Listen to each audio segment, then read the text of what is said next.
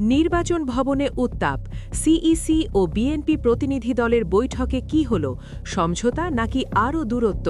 নির্বাচনের আগে বাড়ছে জল্পনা।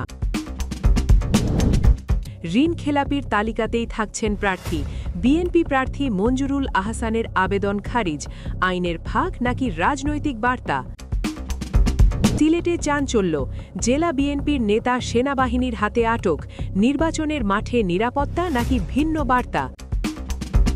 রাজনীতির হাই ভোল্টেজ সন্ধ্যা, প্রধান উপদেষ্টার সঙ্গে তারেক রহমানের বৈঠক, সমঝোতার ইঙ্গিত নাকি নতুন কৌশল? নির্বাচনের আগে কূটনৈতিক টানাপোড়েন, বাংলাদেশ ভারত সম্পর্কে তিক্ততা, ভোটের আগে কী প্রভাব ফেলবে এই সম্পর্ক?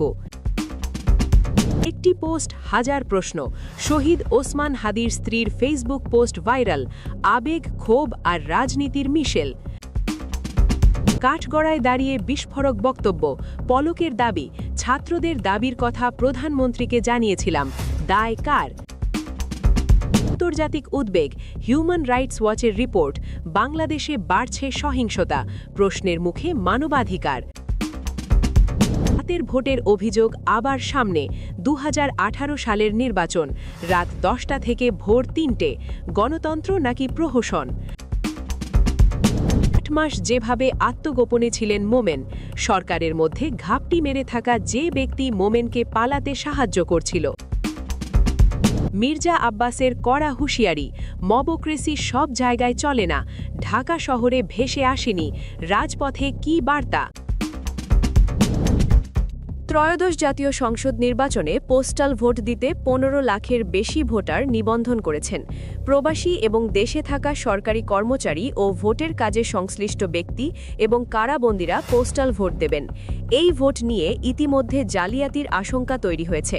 পোস্টাল ব্যালট নিয়ে সম্প্রতি প্রকাশিত কয়েকটি ভিডিও দেখে অনেকে বলছেন এই ভোটে ভূতের আছড় পড়েছে। প্রথমবারের মতো পোস্টাল ভোটের আয়োজন শুরুতেই প্রশ্নবিদ্ধ হয়ে পড়েছে। পোস্টাল ব্যালটে নিজেদের প্রতীকের অবমূল্যায়ন হয়েছে দাবি করে নতুন করে ব্যালট ছাপানোর কথা বলছে বিএনপি।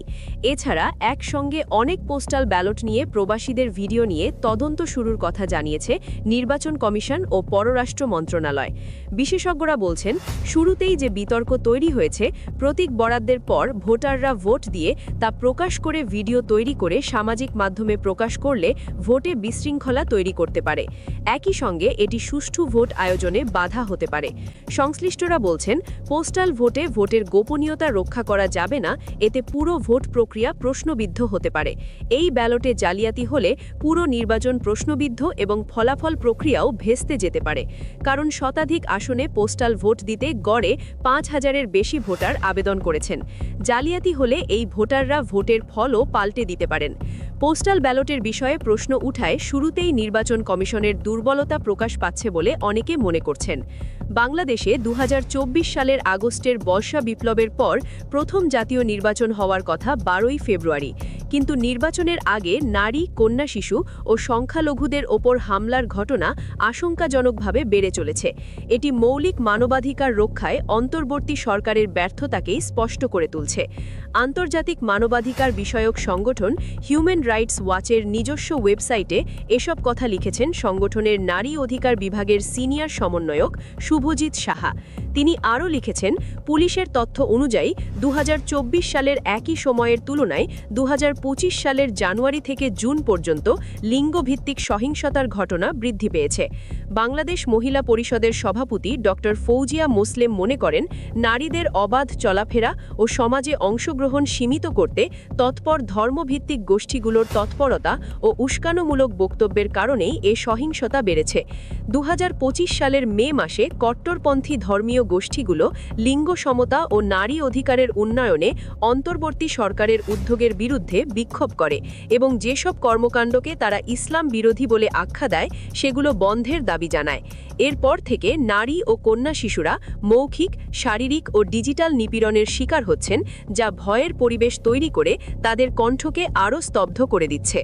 মবক্রেসি সব জায়গায় চলে না, চলা উচিত না, আর ঢাকা শহরে আমি আল্লাহর রহমতে ভেসে আসি নাই, এমনটাই মন্তব্য করেছেন বিএনপির স্থায়ী কমিটির সদস্য এবং ঢাকা 8 আসনের প্রার্থী মির্জা আব্বাস। নির্বাচনী প্রস্তুতির বিষয়ে কথা বলতে গিয়ে ব্যালট পেপারের অসঙ্গতি নিয়ে প্রশ্ন তোলেন মির্জা আব্বাস। অভিযোগে তিনি বলেন, ব্যালট পেপারে যা দেখছি সেটা উদ্দেশ্যমূলক। নির্বাচন কমিশনের উচিত এটি দ্রুত ঠিক করা। এছাড়াও তারা আনুষ্ঠানিক কোনো প্রচারণা চালাচ্ছেন না, সাধারণ মানুষের সঙ্গে যোগাযোগ রক্ষা করছেন বলে জানান তিনি। শেষ মুহূর্তে ঋণ খেলাপির তালিকা থেকে বের হওয়ার চেষ্টা করছেন কুমিল্লা ৪ আসনে বিএনপি মনোনীত এমপি প্রার্থী মঞ্জুরুল আহসান মুন্সি। গতকাল বুধবার তিনি আপিল বিভাগের বিচারপতি ফারাহ মাহবুবের চেম্বার আদালতে আবেদন করেন। তবে শুনানির পর আদালত তাকে ঋণ খেলাপি হিসেবেই বহাল রাখে। চেম্বার বিচারপতি আদেশে মামলার রুলটি আগামী 2 সপ্তাহের মধ্যে নিষ্পত্তির জন্য হাইকোর্টকে নির্দেশনা দেন। এর ফলে আইন অনুযায়ী আসন্ন নির্বাচনে মঞ্জুরুল আহসান মুন্সির অংশগ্রহণ এখনও অনিশ্চিত। গণ অভ্যুত্থানের সময় দেশেই ছিলেন সাবেক পররাষ্ট্রমন্ত্রী এবং সিলেট 1 আসনের এমপি ড এ.কে আব্দুল মোমেন। 5ই অগস্ট আওয়ামী লীগের মন্ত্রী এমপিদের মতো তিনিও আত্মগোপনে চলে যান। এরপর দেশের ভেতরেই পালিয়েছিলেন 8 মাস। ধরা পড়ার ভয়ে একাধিকবার বাসা বদল করেছেন, মোবাইল ফোনের সিম বদলিয়েছেন 6 বার। চেহারায়ও এসেছে আমূল পরিবর্তন, রেখেছেন দাড়িও। এখন তিনি যুক্তরাষ্ট্রে আছেন। 1 বছরের অধিক সময় তিনি অন্তরালে ছিলেন, খোঁজ খবর কেউ জানতেন না। সম্প্রতি তিনি নিজেই মিডিয়ার সামনে হাজির হয়েছেন। স্বভাবভঙ্গিতেই জানিয়েছেন দেশে পালিয়ে থাকার ঘটনা। তবে কিভাবে তিনি যুক্তরাষ্ট্রে পৌঁছালেন সেটি বলেননি। নিজেই জানিয়েছেন এখনও সে ঘটনা বলার সময় আসেনি। এ নিয়ে রহস্যও জিয়ে রাখলেন। যুক্তরাষ্ট্রে থাকা এক বাংলাদেশি সাংবাদিকের সঙ্গে তিনি ভার্চুয়াল মিডিয়ায় কথা বলেন। ওই ইন্টারভিউতে ড মোমেন বলেছেন, গণ অভ্যুত্থানের পূর্ববর্তী সময়ে তিনি আমেরিকাতেই ছিলেন। সেখান থেকে কয়েকদিন আগে দেশে ফিরেন। আর তিনি আসার পরপরই গণ অভ্যুত্থান হয়। ফলে তাকেও অন্যদের মতো আত্মগোপনে যেতে হয়েছে। প্রশ্ন করা হয়েছিল কিভাবে তিনি দেশ ছেড়েছেন। সেই প্রশ্নের উত্তর তিনি দেননি। তার আগে দেশের ভেতরে পালিয়ে থাকার কিছুটা বর্ণনা দিয়েছেন। বলেন, এটা একটা সিনেমা হতে পারে, সুন্দর মুভি হবে। I was the last man to leave the country.